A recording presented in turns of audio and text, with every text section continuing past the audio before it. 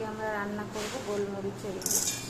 দিতে হয় একটু টমেটো, কিন্তু আমরা এতে টমেটো ব্যবহার করব না। একটু দিয়ে দেব টক দই, দিলাম একটু লবণ, দিয়ে দিলাম একটু হলুদ, দিয়ে দিচ্ছি কড়াইতে তেল, ঠিক জিরে আর একটু তেজপাতা।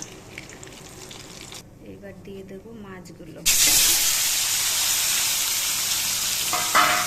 দিয়ে দেবো গোলমরিচ বাটা, দিয়ে দেবো অল্প পরিমাণ জল,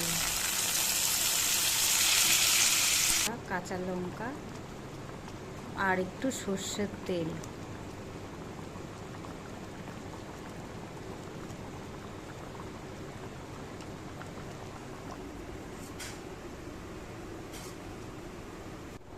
দেখো বন্ধুরা কেমন হয়েছে, কমেন্ট করো।